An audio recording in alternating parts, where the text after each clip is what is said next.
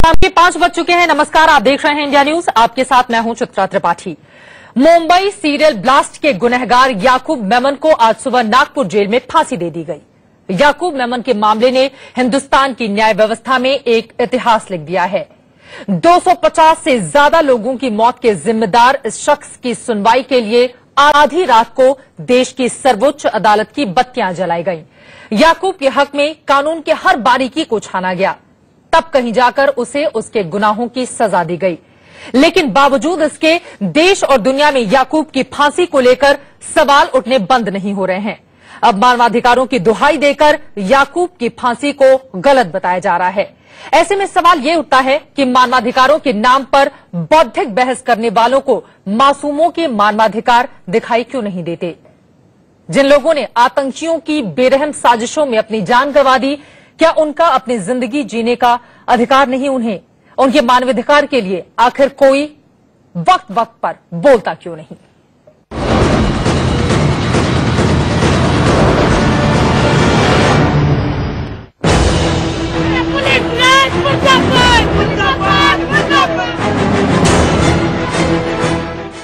बाईस साल लंबी कानूनी जद्दोजहद के बाद मुंबई को सीरियल धमाकों से दहलाने वाले याकूब मेमन को आज सुबह फांसी दे दी गई। याकूब को बचाव का हर मुमकिन मौका दिया गया, यहाँ तक कि बचाव की आखिरी अपील पर सुनवाई के लिए दुनिया के इतिहास में पहली बार रात के 3 बजे सुप्रीम कोर्ट बैठी।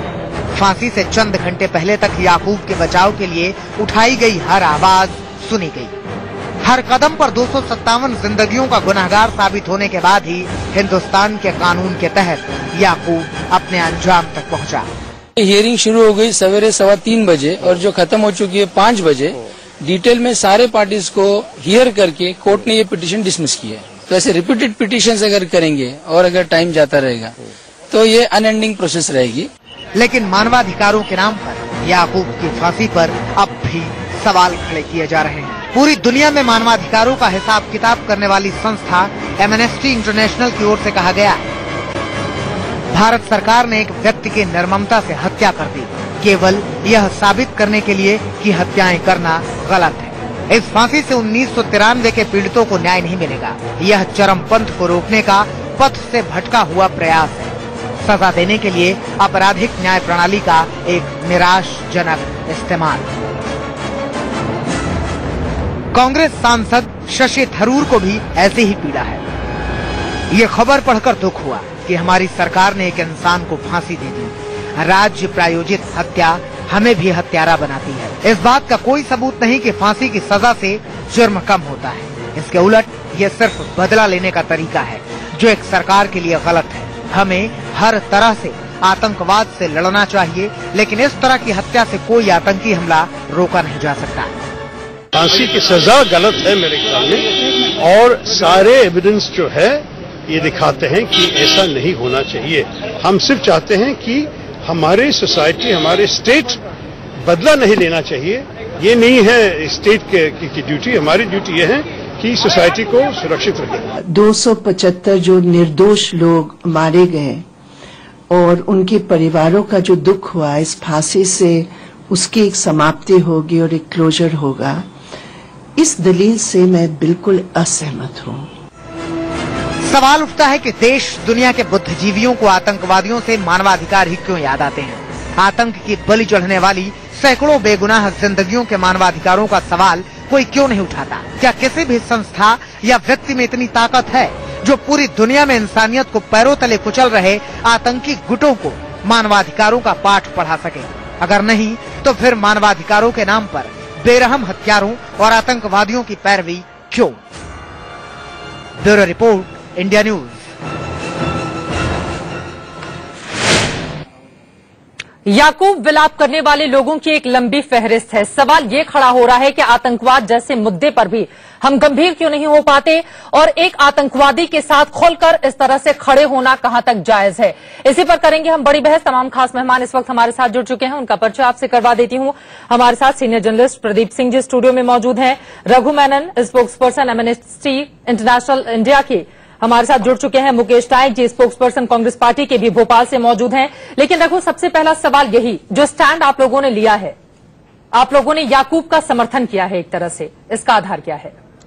देखिए, हमने एक व्यक्ति का सिर्फ सपोर्ट नहीं किया है। हमारी जो संस्था है, जो एक मेंबरशिप बेस्ड ऑर्गेनाइजेशन है दुनिया भर में, जहां हिंदुस्तान में ही केवल 10 लाख लोग हमसे जुड़े हैं, हम ये मानते हैं कि एक प्रोग्रेसिव डेमोक्रेसी होने के नाते इंडिया में डेथ पेनल्टी का कोई जगह नहीं है, क्योंकि जो सजाए मौत है वो एक अमानवीय और निर्दयी पनिशमेंट है। लेकिन ये तो एक अलग बहस का मुद्दा है ना।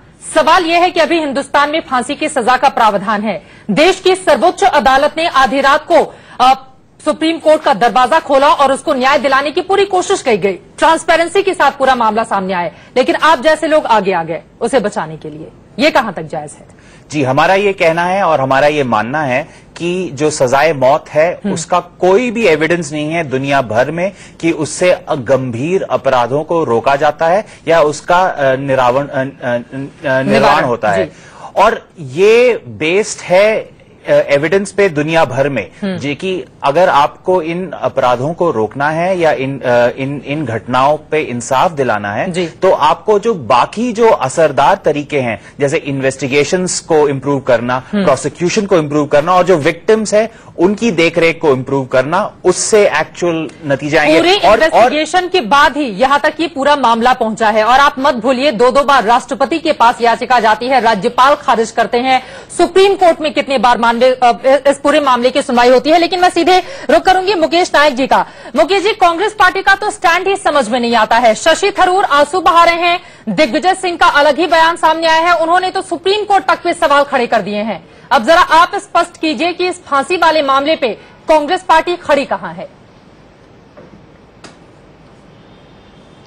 देखिए, मैं अपनी पार्टी का बिल्कुल दृष्टिकोण स्पष्ट कर देना चाहता हूं पूरे देश के सामने जी कि हम सुप्रीम कोर्ट के डिसीजन का स्वागत करते हैं और हम इस तरह के किसी भी आदमी को धर्म से, परंपरा से, संस्कृति से जोड़कर नहीं देख सकते, जो मनुष्य विरोधी है, जो राष्ट्र विरोधी है, जो आतंकवादी है। ऐसे लोगों का न कोई धर्म होता है, न ऐसे लोगों को इंसान कहा जा सकता है। जी, दिग्विजय सिंह ने आज जो कुछ ट्वीट करके कहा, उन्होंने गलत कहा, आप इस बात को मानेंगे?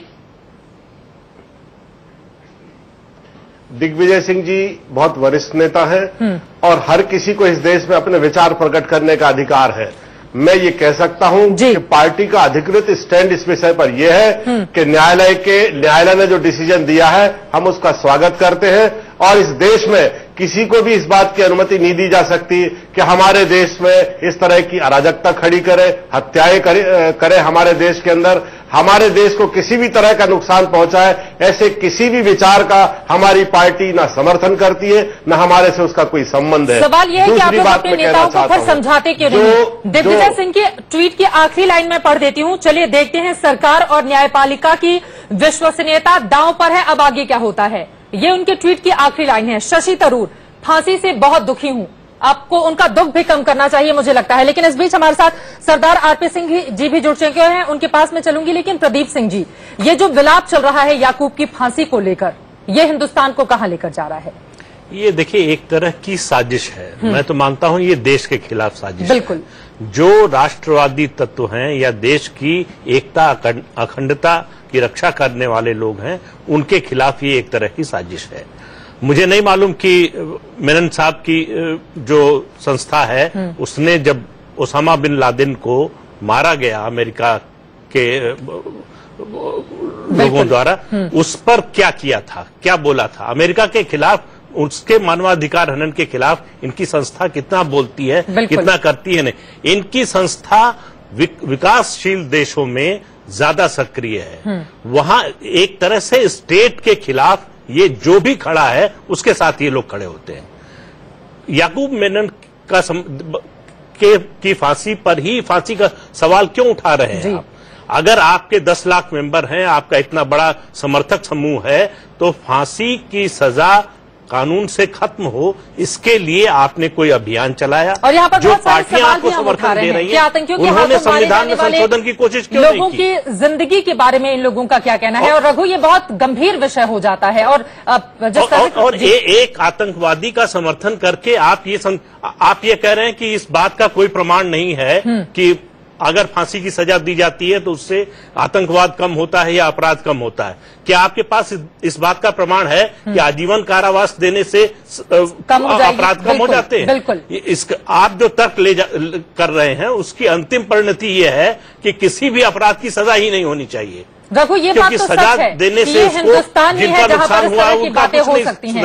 अगर किसी भी और मुल्क को हम उठाकर देख लें तो जिस तरह से एक आतंकवादी के समर्थन में न जाने क्या क्या होता है, और इन्होंने भी कहा कि विकासशील देशों के खिलाफ जो कुछ भी एक अच्छा निर्णय लिया जाता है आप लोग खड़े हो जाते हैं, तो एक मोटो के तहत भी ऐसा किया जाता है क्या? एक्चुअली ये काफी अनफेयर है, क्योंकि अगर आप एमनेस्टी इंटरनेशनल का जो इंटरनेशनल काम है उस पर देखें, हम एक ही देश हैं जिसने जब इराक इन्वेजन के बाद और जब जॉर्ज बुश वहां पे प्रेसिडेंट थे और उनके प्रेसिडेंसी के बाद जब उन्होंने ये माना कि उनको मालूम था टॉर्चर चल रहा है, तब हमने उनकी गिरफ्तारी के लिए एक अभियान शुरू किया था, उनको एक वॉर क्रिमिनल होने का करार दिया गया था। हम पूरे डेथ पेनल्टी के खिलाफ है, चाहे वो कोई भी हो, किसी भी धर्म से हो, किसी भी राज्य उस पर किसी को इतराज नहीं है, किसी भी और सवाल जो बोला ये सही बात है, आतंकवादी कोई को फांसी होती है तभी ये हमारी ये तब सिर्फ तभी नहीं है। हम पिछले 3 साल से जब से हिंदुस्तान में काम कर रहे हैं, हम लॉ कमीशन को लिख चुके हैं, हम सरकार से जब मिलते हैं, हमारे जो मेंबर्स हैं वो भी चिट्ठियां लिखते हैं, वो भी फोन करते हैं,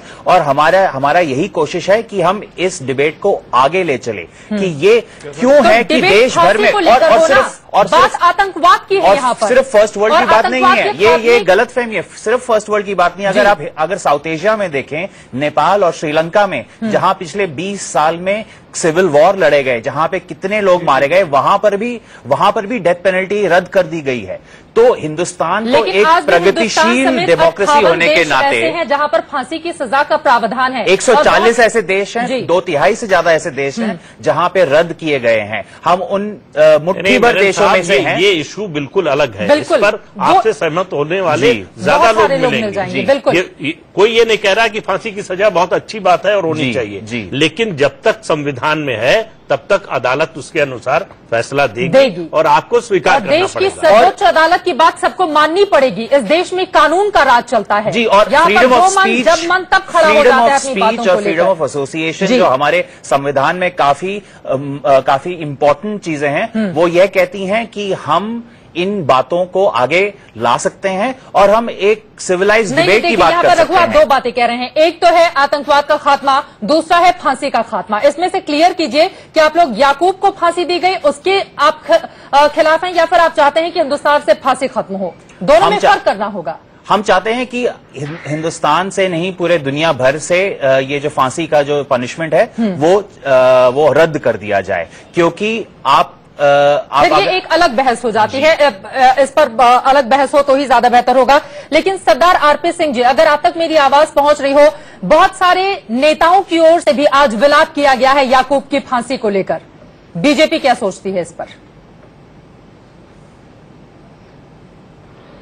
नहीं, ये देश के लिए दुर्भाग्य का विषय है कि आज भी देश में इस प्रकार के राजनीतिक दल के लोग हैं और मुख्य धारा के राजनीतिक दल के लोग हैं जो इस प्रकार के आतंकवादी के फांसी देने पर भी विलाप कर रहे हैं, जैसे उनका कोई घर का आदमी गुजर गया हो। और कुछ ऐसे लोग भी जिन्होंने आज तक ये नहीं चिंता की कि 257 लोग जिनकी हत्या कर दी गई आतंकवादी के द्वारा, उनके घर तक नहीं पहुंचा, तब उनकी कोई वाणी विलाप की निकली। और कुछ मैं ये भी सुनने में आया, कल मैं सुन रहा था ओवैसी साहब को, वो कह रहे थे कोई 800 मुसलमान मारे गए या 900 लोग दंगे में मारे गए। और आज से कल रात को मैंने एक टीवी चैनल पे कहा कि अगर ऐसी चर्चा थी तो 3000 लोग दिल्ली में एक तरफा मारे जा रहे थे जी, तब तो किसी ने कोई विलाप नहीं किया, तब किसी ने कोई बात नहीं की। आज यकायक क्यों विलाप लगा? क्योंकि ये पूरा का पूरा मामला सांप्रदायिक राजनीतिक से जुड़ा हुआ है। एक संप्रदाय को खुश करने के लिए, एक संप्रदाय के वोट बैंक की राजनीति के लिए, माफी चाहता हूं, दिग्विजय सिंह और शशि थरूर की जो बयान है वो उसी ओर है कि हम किस प्रकार से, जब वो ओसामा बिन लादेन को ओसामा जी कहते हैं या वो कहते हैं कि जबरदस्ती मुसलमानों का शब्द इस्तेमाल करते हैं, अच्छी बात नहीं है देश की राजनीति में इस प्रकार के शब्द इस्तेमाल करना। आतंकवाद के साथ किसी संप्रदाय और धर्म और पंथ को जोड़ना, कांग्रेस पार्टी की ओर से भी 2 लोगों को फांसी पर चढ़ाया गया, बिल्कुल। लेकिन उस समय विरोध क्यों नहीं हुआ? और उस समय शशि थरूर और दिग्विजय सिंह, मुकेश नायक जी कहां सोए हुए थे जब अब उन लोगों को विलाप करने का मौका हो गया है और सीधे सीधे आरोप इस बात के लगाए जा रहे हैं कि चूंकि बीजेपी की सरकार है इस वजह से ऐसा हो रहा है, यानी कि उसे एक पर्टिकुलर कास्ट से जोड़ने की कोशिश क्यों की जा रही है कांग्रेस के कुछ नेताओं की ओर से? नहीं, कांग्रेस किसी इस पूरे प्रसंग को एक अलग दृष्टिकोण से देख रही है। हम इसको किसी जाति, वर्ग या समुदाय से जोड़कर देखते ही नहीं है। अरे आपके ही नेता है का जो दृष्टिकोण है मैंने शुरू में ही बिल्कुल स्पष्ट कर दिया। शुरू में ही मैंने स्पष्ट कर दिया पार्टी का दृष्टिकोण कि हम सुप्रीम कोर्ट के निर्णय से सहमत है। जो फांसी हुई है ये न्याय हुआ है। आपके लोकसभा में सांसद हैं, राज्यसभा में आपके दिग्विजय सिंह हैं सर, इस तरह की गड़बड़ी करे और दो सांसदों की ओर से अगर इस तरह का बयान आता है तो ये बेहद हास्यास्पद और हैरान भरा है। देखिए, बहुत सारे मानव अधिकारवादी संगठन हैं जो पूरी दुनिया में फांसी की सजा का विरोध करते हैं। शशि थरूर भी इससे पहले भी फांसी नहीं देने के खिलाफ थे, लेकिन इस प्रसंग में उन्हें ऐसा बयान नहीं देना चाहिए था। इस प्रसंग को बिल्कुल अलग तरह से देखा जाना चाहिए। जी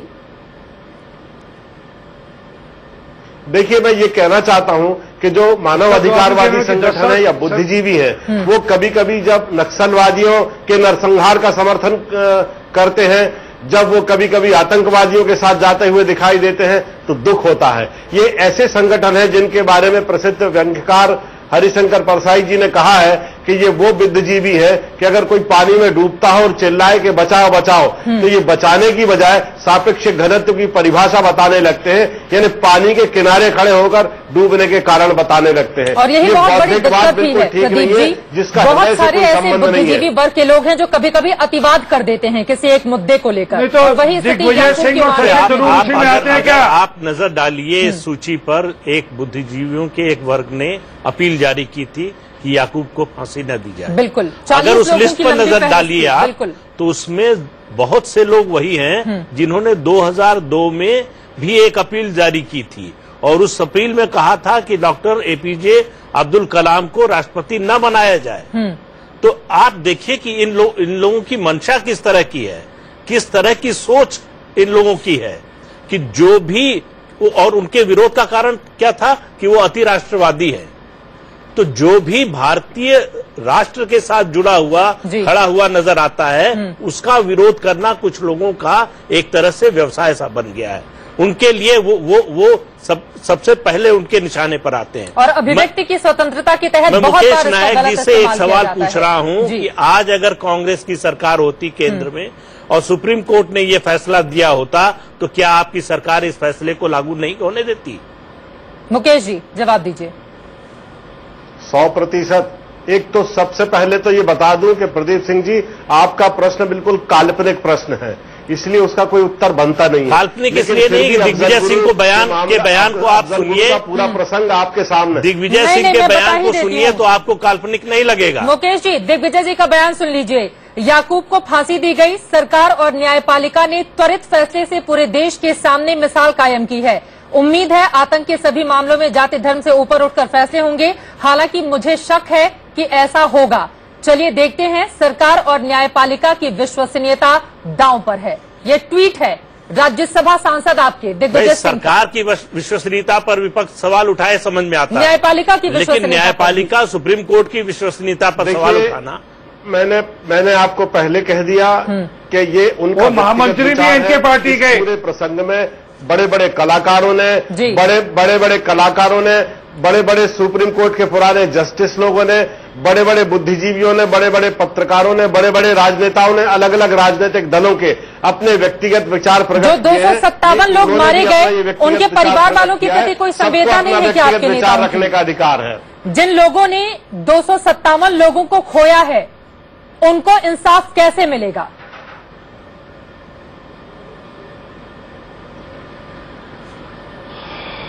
हम लोग पीड़ित परिवारों के साथ खड़े हैं, उनके दुख में शामिल हैं, हम उसकी आलोचना करते हैं, फांसी के निर्णय को ठीक बताते हैं। लेकिन आपके बहुत सारे नेता हैं सर जो मरहम पर नमक और मिर्च छिड़कने की कोशिश करते हैं। आरपी सिंह जी को जोड़ना चाह रहे थे। आरपी जी बताइए, आपके भी एक नेता हैं शत्रुघ्न सिन्हा जी, उन्होंने भी समर्थन किया था आरपी सिंह जी। बहुत सारे नेता नहीं है।